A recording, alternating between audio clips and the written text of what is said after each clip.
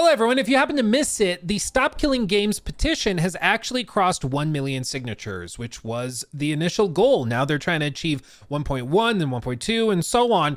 And that means that this movement could actually see change effectuated in the EU, which would then affect all of the other markets around the world, which is a very good thing in my opinion. And that makes it all the more insane that today, of all days, right as it reaches 1 million signatures, Anthem is revealed to be getting a sunsetting treatment, which is basically industry parlance for they are killing it dead and never looking back. They are going to be shutting off the servers in early 2026 in January. And as a result, Anthem will never be playable again. You won't be able to launch it. You won't be able to download it, regardless of what platform you got it on. It will be dead and gone forever. They will effectively have killed the game. But we're going to get into all of this. We're going to talk about the Stop Killing Games stuff. We're going to talk about Anthem, wrap it all up in a nice bow, and say goodbye to Anthem once and for all. So buckle up. It's going to be interesting. But first, a thank you to our sponsor, Incogni. Incogni is the cutting-edge service that helps you remove your personal information from hundreds of data brokers across the internet. You know, spam calls, robocalls, random junk mail sent to you, random junk email that somehow gets sent to you. All of that is possible because your information has been leaked or sold from all sorts of different places across the internet. And while there are protections and ways for you to get your data removed, it's really bothersome, extremely time-consuming, and frustrating, which is why Incogni is so awesome. I've been using Incogni myself for almost a year at this point, and in that time, you can see that they have sent out roughly 1,100 different takedown requests from all sorts of different services. All of these different places that have somehow collected my data, my name, phone numbers, my email addresses, mailing address, all of that have been collected by these different data brokers and vendors, and then they get sold off to people that do cold calling or robocalls or mail junk to you and all of that. But Incogni goes and sends takedown requests automatically to them, and they even do the follow-ups to those takedown requests to make sure it actually happens. Just like you can see here where they have sent requests and eventually gotten it fully suppressed, and even in ones that are in progress, they will send one takedown request, and if they don't hear back within a certain amount of time, they'll send a follow-up one, increasing the severity and urgency of it until it actually is accomplished. And you can see based on the average time it takes to manually complete one of these takedown requests forms on your own behalf, they've saved me roughly 737 hours. Because that's how long it would take me to send all of these myself, typing in all the information and finding where to send them and all of that. It really is awesome, and I don't get spam calls anymore. I know it's hard to believe, but I just don't. It's like kind of magic, but I've gotten my friends to sign up. I've gotten my wife to sign up. My in-laws signed up. It's awesome. I highly, highly recommend it. Not to mention, they also do custom removals. So if you find a site that has your data that Incogni isn't already taking down, you can specifically request for that site to have your data removed, and they will go in and do it for you on your behalf and then add it to the list of things that they automatically do. It's awesome. Check them out today. Links below, and use my promo code to save 60% off of an annual plan. Check them out today. Okay, we're back. Quick little recap in case you somehow did not know about Anthem. This was a game from BioWare of all studios back in 2019. It was a bizarre project for them because of course they were known for open world like RPGs, or even not totally open world RPGs, but mainly role-playing games that were very narrative focused, narrative driven, and they were not known for like looter shooters with like really beautiful gritty worlds. Like this was not their bread and butter at all. And so it was really surprising to see that this is what they were doing. Like this was the route they were taking. And long story short, the game was a disaster. It flopped catastrophically. A lot of people thought that BioWare was actually going to go belly up as a result, and somehow they didn't. They got given a second chance, which good for them, and they used that second chance to make another game, Dragon Age: The Veilguard, which if you didn't play that, I'm jealous, but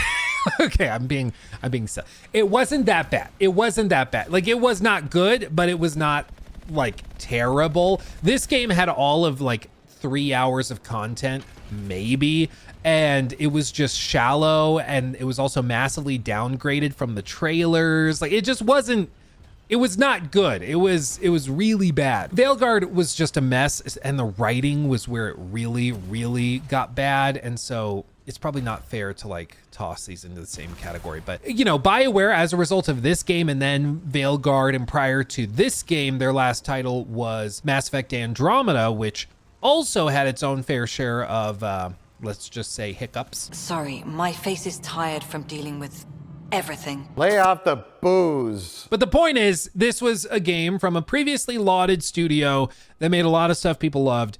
And then they released a flop, and then they released this, and then they released another game, which most people consider to have been a flop. Honestly, it's kind of amazing that BioWare is still kicking. I mean, props to them for surviving all of that. They did see major layoffs and stuff after Veilguard. Now it's down to like somewhere between 60 and 80 people basically just doing pre-production on Mass Effect, whatever the next one's called. And actually all of the writers for Dragon Age Veilguard got laid off after Veilguard, which to me is encouraging. It shows that at least they were aware of the critiques and the feedback, and so those people got booted out. But nonetheless, I mean, we still have Anthem right now, and what it is a like open world sort of looter shooter game with a dark and mysterious world for you to explore, with all these caves and caverns and dynamic encounters, and you're supposed to go in with your friends and play into these matches to grind out crafting materials to upgrade your javelin, which is this Iron Man looking suit here. There's all sorts of different types. There's some that are focused on movement and speed and agility. Others are more tanky, like the one I'm using right now. All different weapons, and these can all be customized as well. Like this one, I can tweak, for example, like the arms. I can swap out the arm plates. If I want to upgrade to these, I can do that with this currency. So if I hold that down, I can just swap out and upgrade the arms. Cool, Dreadnought arms upgraded. Boom. They allow you to change the javelin's appearance. They have no impact on the combat power. Armor must be equipped in the forge. Okay. So their idea was you could like buy and get cosmetics for the game. That's at least the concept. And so these were the old arms, and this is the new arm. So there you go. But then there's also all sorts of different equipment and things like support gear. I can do this, battle cry, heavy support gear. Okay. We can also craft different mechanics and systems. I can back out of their heavy assault launcher. I can't tweak anything there. You see I have mass salvage because this is part of the sort of gameplay loop, is you're collecting salvage and collecting different materials to craft stuff. And, you know, it's not a bad idea for a game. Like this could work. I think, you know, clearly mech games are popular. They have huge audiences, and melding this with more of a Western approach to the gameplay loop could work very well. The problem is, like I said earlier, it just had like 3 hours of content. And so when it launched, it did very, very poorly. And it was just kind of a disaster, and it was memed on, and it was just a train wreck. And so even though this launched all the way back in 2019, it stopped receiving support very, very early on in that lifespan. And it's basically just been sitting dormant. Like it's had all of maybe 20 players a day for years, I'm sure. I mean, most people are playing it through Game Pass, where it's included as part of like EA Plus, but other than that, like we just don't have a way of tracking player counts. But I'm sure it's been abysmally low, because I don't even know what you would be doing if you were trying to play this game all these years after the fact, because this really is like all there is to it. Like enemies over there, you go fight them with your buddies. There's some missions and stuff. If we pull up the map, you can see like there's a bunch of different environments and things, but like not a whole lot. But that brings me to our topic today, which is what EA sent out earlier this morning, which was just kind of a random post, unsolicited, discussing an update to what they were doing with Anthem. What they said was, we have an important update to share regarding Anthem. After careful consideration, we will be sunsetting Anthem on January 12th, 2026. This means that the game will still be playable online for the next 180 plus days. Oh, how generous of them. They continue. As of today, you can no longer purchase in-game premium currency, but you can still use your remaining balance until the servers go offline. We deeply appreciate your dedication, passion, and support over the years. We'd like to thank you for that. For additional information on Anthem, please refer to the FAQ below. The BioWare team. How long will I have to play Anthem? Till January. Why can't I play Anthem in offline mode? A great question, dare I say. You bought the game. You'd think that you could keep playing it even after they shut off servers. But they say Anthem was designed to be an online-only title. So once the servers go offline, the game will no longer be playable. It just won't work. Like some games, you can boot it and like still get into the menus even if the servers are turned offline. Just the other day, I did a video because an early build of Concord leaked, and I actually was able to get it, download it, launch it, and navigate a bunch of the menus and the character select screen. If you're interested in that video, I'll have it linked below, because it's very, very interesting to see like this early version of Concord that is still technically playable. Anthem, however, checks for an online connection immediately. And so without some serious backdoor know-how, and I'm guessing like ability to mod executables and stuff, it just won't launch. Like you just won't be able to boot Anthem, period, even if it's fully downloaded after this date, because they'll just shut off the servers. So there will be nothing to verify your copy of the game. They continue, can I still install Anthem after or if I previously purchased the game? Yes, if you previously purchased the game Anthem, the game can still be downloaded from the digital library and played until January, after which you will not be able to. Even if you bought the game, you will not be able to.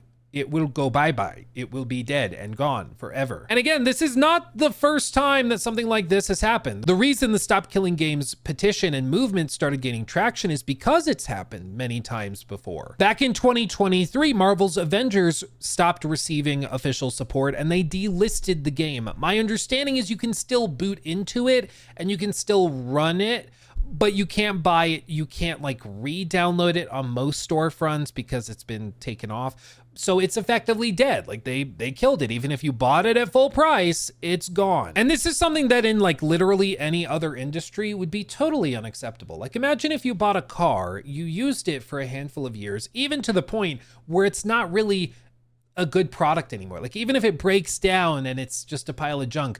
Imagine if like Ford just showed up at your door and was like, yeah, we're taking it back. Thank you. Like, even if you weren't using it actively, you still bought the damn thing. And so why would you be okay with them just taking it away? Same with a book.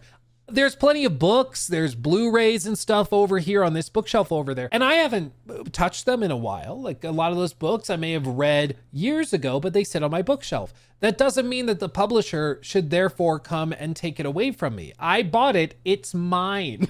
Like, it's not that complicated. But in the case of Anthem, and frankly, a lot of digital content, just period, whether it's music or films or whatever, the understanding is generally that you are leasing the product. Like you're not actually buying a game when you give them the money on Steam or any other like digital storefront. You're not actually buying the product. You are buying a license to use the product until they decide to take it away from you, or they decide it's not worth keeping up or anything else. And it is that way because these companies have structured it that way, because that's what's beneficial to them. They can design these games that are always online or online only. And as a result, they don't have to deal with all of that troublesome stuff of people like playing games without buying in-game currency, without getting the updates about the new DLC, without the expansions and all of that. There's also, of course, elements like DRM, which is digital rights management software, which is used to like discourage piracy and things like that.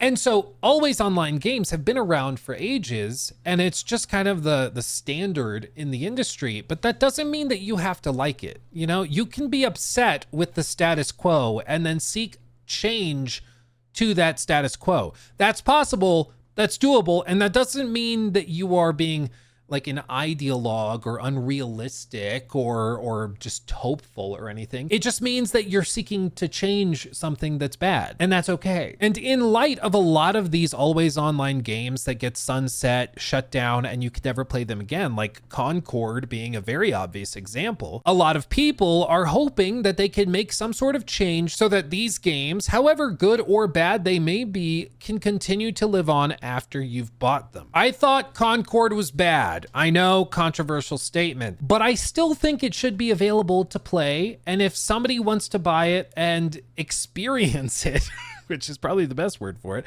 they should be allowed to do that. They should be able to. The developers worked on it for years and years and years. And the fact that that's just gone now, it's basically lost media, even though it just came out last year, that's crazy. Like, that's insane. And I think it goes to a broader topic, especially with video games, where, you know, there's always a debate over whether they are just products or whether it's more of an art thing, like an art piece. And in some cases, like a Concord, you know, that was a project that was built to be a product. That was built to be sold, and it was designed by, you know, a board of people to be a very, very monetizable product. But there's a lot of games out there that I would classify as art, like an Expedition 33, I think is an artistically beautiful and profound game. And I'm not saying they would do this, but if they wanted to, they could technically just sunset that game, take it away from you, shut it down, and never give you access to it again. Like, that's technically possible. A game like that could just be sunset and shut down and marked unplayable forever. Like, that's ridiculous. That's ridiculous. And, you know, I think that the reason that a lot of people went along with the DRM stuff, with the always online games for a while, was because we still had physical copies of those games. So if you wanted to play Evolve, for example, Evolve being that game that launched back in, I think, like 2014 or something, that was really hyped up, won a bunch of awards before it came out for being like the most exciting upcoming multiplayer live service game. It came out, totally flopped, was a disaster, super disappointing, and it eventually got sunset and killed off. At least that game, you bought like a disc, and the disc had the game on it. I don't honestly know if you can still boot into that game and play private matches or something. I don't actually know. I don't own a copy of Evolve. But if you wanted to, like, that was something that was very normal 10, 15 years ago, especially. But nowadays, that is not the norm. Most games are not even getting the full version of the game on the disc, or in the case of like the Switch, on the little card. And instead, you are expected to like put the disc in, which basically has a key to the game in it, and then the game downloads from the online store. And right now, that's not a problem. Right now, I know people will be like, well, you have an internet connection, don't you? I get that. I get people saying that. And yeah, most people, if you have a console, you have an internet connection. I agree. Sorry, somebody hit me with an explosive. I agree with that. But the problem is that will not always be the case. Eventually, the PlayStation 5 will be considered an antique console. Eventually, the PS4 will as well, and certainly PS3 and PS2. Those have already started seeing support for their servers and storefronts shut down, because that's what happens every single time. Back in the 360 era, the idea that one day like 360 and PS3 games would be considered antiquated was crazy, because we were living in the moment. Now, that's the reality, you know? And so it's about thinking ahead just a little bit, that experiences, good or bad, should be preserved. It's part of gaming history. It's part of our industry. And I think it's kind of ridiculous to just let these games die and shove them into the dustbin of history simply because the server maintenance was too expensive. Now, I can hear you barking, big dog. Luke, what do you actually do about this? Like, what's the suggestion? Well, one of the suggestions that's been put forward by people that are, you know, championing the like stop killing games movement, for example, is to do something like putting on an always offline mode where you can boot into the game and it doesn't connect to any servers, and you miss out on some functionality. Sure, obviously you're not going to be able to play games or matches with your friends if you're offline, but there's still at least maybe an ability to explore the open world where you can just fly around if you want to, or maybe it boots in and allows you to navigate menus and still read the codex and stuff like that. Just some way to boot into the game and make it playable. Other people look for something a little bit more elaborate, like maybe allowing for private server hosting where you can host something on your own computer, which is certainly an option as well. And what's crazy is that's not even like that novel of a thing. I remember back in the day, Stronghold Crusader, I played the crap out of that with my brothers. We would all launch the game on our little bitty laptops, and we would host local matches where we all booted in and played against each other without having to connect to any outside servers. We just had it so one of the players hosted a match on their computer, and then we all connected to that match. And this is something that also happened back in the day with like old school Halo meetups, where people would bring their computers over and have LAN parties and stuff like that. That was very, very normal for a very long time. But now we're supposed to believe that that's just too unreasonable, that's too expensive for studios to manage. Like, no, get the hell out of here. They could do it if they wanted to. That's the key point. If they wanted to, they could do it. But the reason it has not been the norm, the reason they've not bothered with it for so long is because it doesn't bolster the bottom line. If anything, it could reduce it. It could minimize it. Because once people have the option to play offline, once they have the option, they will occasionally. Maybe not all the time, but they will occasionally. And when players are playing offline, there is no chance for them to buy anything from your storefront. There's no shot at them giving you money and for you to be milking them dry while they play. And as a result, it's just not something they want to do. And so, of course, they haven't bothered with trying to do it at all. And that's why, we've seen all of these multiplayer games come out over the last handful of years, which seem to be missing more and more of those quality of life features that used to be the norm, like no split screen co-op, for example, on console games, which is just ridiculous. Like, you used to be able to play a lot of these games in split screen co-op multiplayer. Now that's just extremely rare. It's crazy. And listen, to a certain extent, there's no way to talk about this without just sounding like a boomer, without sounding like an old man screaming at the clouds. I get that. But I think the point of this conversation, the point of bringing it up, is to say that just because something is the status quo doesn't mean it has to always be the status quo. Just because the world is the way it is doesn't mean you can't seek to make it better. Like, if nobody ever tried to make the world a better place, it would still be the way it was 1,000 years ago. We'd all still be living in little hovels in a fiefdom under a lord, not voting for our kings. I didn't vote for you. Like, that would just be the norm because nobody tried to do anything bigger or better or crazier. And I'm not saying, overthrow lords and kings. I'm just simply saying, well, I guess sort of in a abstract way I am.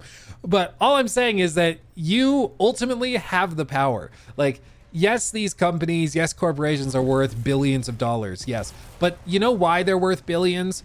Because you and I give them money. That's why. And the day you stop giving them money is the day that they will not be profitable. That's the day that they will not be worth billions of dollars because they need you more than you need them. And so, I'm dead. Okay, I'm okay. So if you are willing to stand up, sign a freaking petition if you live in the EU, if you're willing to take those steps to try and make the industry better, that will help. It will make a difference. And like I said, I don't think it's a coincidence that all of this is happening at the same time as everything else that's going on with this movement. I think that we're gonna probably see a number of these like underperforming live service games get sunsetted and fully shut down in the next 6 months, probably, especially if this petition continues making progress, because all of these big corporate bigwigs are gonna go, we don't want to risk getting to a position where we have to like update Anthem. We don't want to have to update Redfall. We don't want to have to put a development team on one of these failed live service games to try and make it offline compatible. We don't want to do that. So just shut it down now before we have to deal with that. So you're probably going to see a lot more games similarly to Anthem see a discontinuation, and it's just going to keep happening, especially as the movement picks up speed and popularity. So buckle up, it's going to happen more. Oh, the game crashed. Can you tell it hasn't been supported in a while? Oh man, what a beautifully perfect way to end this video. Anyway, I just wanted to talk about all this because I thought it was kind of poetic that Anthem received this update on the same day actually that the Stop Killing Games petition reached 1 million signatures. It's somewhat poetic, but again, I think it's going to just keep ramping up. Anthem and the way that that game's been treated and is now going to be abandoned and taken from you, that is exactly why this petition is getting so many signatures, why people are talking about it. It's because people are upset that that is the status quo, that's the norm. And all I'm saying is it doesn't have to be. You can take steps like with this to try and change the industry, I think, for the better. Even if like the verbiage in the petition is not precisely what you would want it to be, that's okay. It's a petition, okay? We're not saying we copy and paste this and it becomes law. Okay, this is to start the ball rolling to begin that process. And then we can debate verbiage and where the commas go and all of that later down the road. But the point is, you need to stand together to say that what's going on is not okay and we want change in order for change to start happening. To try and shut down a movement because you don't think the movement has all of the answers at this precise moment, I think fundamentally misunderstands the point of a movement, because the point is that you are going to move towards the goal to achieve it, and complaining that you're not already at the goal just, I think, misunderstands what is happening. You know, it's really kind of stupid in my view. But if you say it right, I guess you think it makes you sound smart. I don't know. I guess I've missed missed the nuance on that one. But anyway, thank you for watching. Thank you for watching. If you live in the EU, I recommend you go and sign the petition, because it is still open, even though they've reached that initial goal. Like I said, if you're in the US, which most of my viewership is, you can't. But you can still share it around. You can still talk about it or watch this video, send it to a friend to highlight why it's important to support something like this. Whether we'll get something like this in the US, I don't know. I guess time will tell. I think there's been discourse around potentially trying to do something. In the US, it may be particularly tricky to get something to happen, especially legislatively, because all of our governors and lawmakers are like 90 years old, and I don't think they've ever used a computer, much less played a video game. So that's gonna be tricky, but you know, that's a bigger problem. that's a whole other can of worms that we can talk about another time. But this is a solid movement. It is available, and you should check it out. I'll have it linked in the description box, so go check it out, sign it if you can. That's my recommendation. But with all that said, thank you for watching. Thank you for making my dreams a reality. Thank you for making this an incredible job and making it so I can support my family on it. It's absolutely wild I get to do this for a living, and never ever think that I take it for granted, because I truly don't. I really appreciate it, and I appreciate you. Thank you so much. I'll see you in the next one. Hugs and kisses. Bye-bye.